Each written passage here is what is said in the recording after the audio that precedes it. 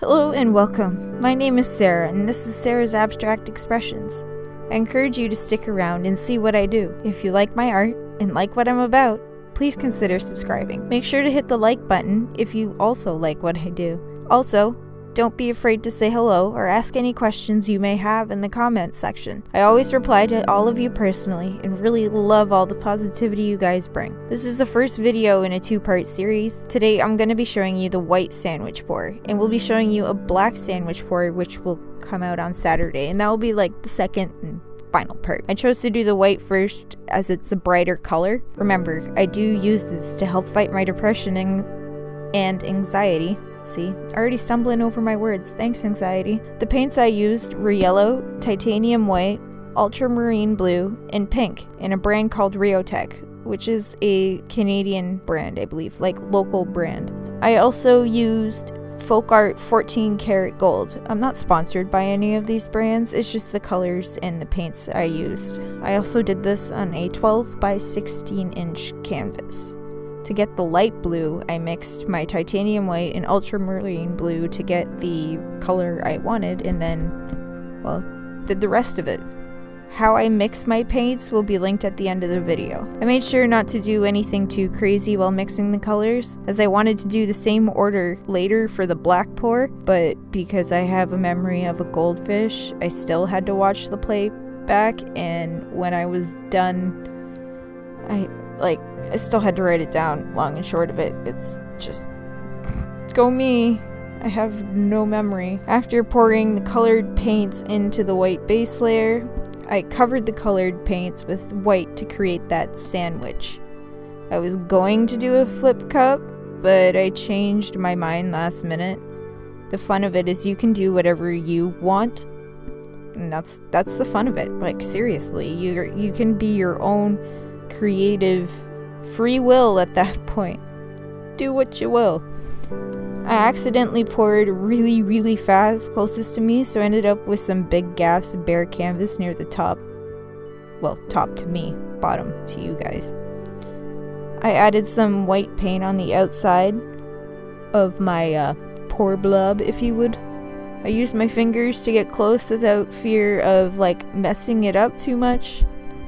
The extra white paint allows the other paint that's already there to flow over it without rolling over itself too much and screwing, well, everything up.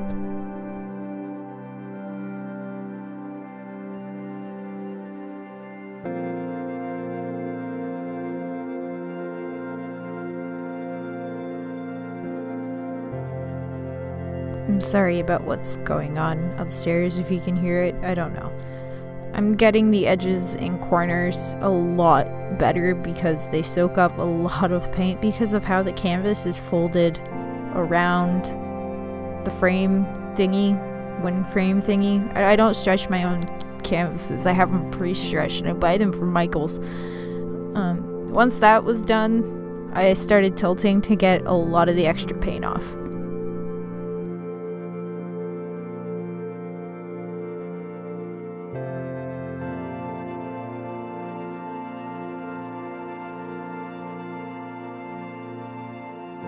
Where I had those larger patches of bare canvas closest to you guys, the paint really did roll over itself, but in the long run it gave it this kind of neat, cool wave effect that ended up looking like blue fire in the end, which was really cool in my opinion.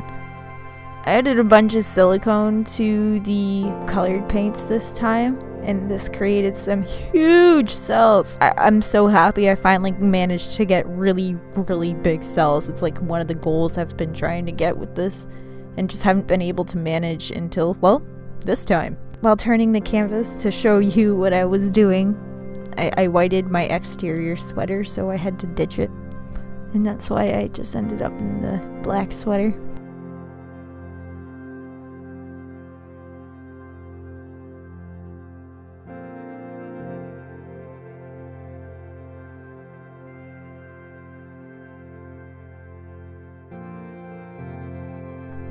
Recently I started mixing my paints a lot thinner, and because I've been mixing them a lot thinner, it's helped.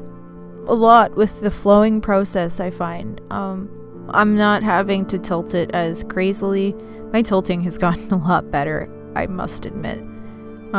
If you want to see what I mean by my tilting's got better, go back and watch my first video. When I first started this channel, I started by doing sandwich pours like this, so I figured I'd come back and touch on it.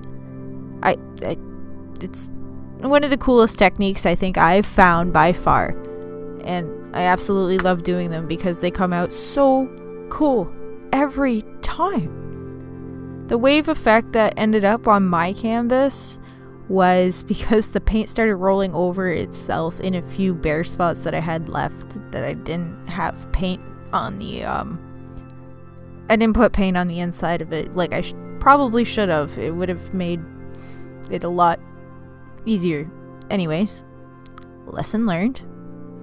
So far with everything and how it's going, it looks like blue fire, especially with the blobs closest to you guys.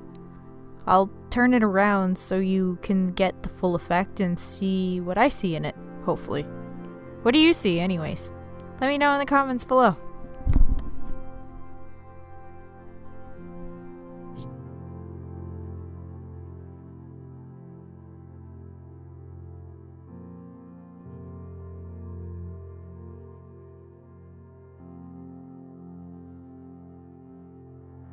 Torching releases all the air bubbles trapped in the paint and also heats the silicone, bringing it up to the surface. I really love how all the colors mixed here. The yellow and the two blues I had made from some really neat looking greens, that's for sure. I don't really know what to think of it. Some of it looks pukey, some of it looks good.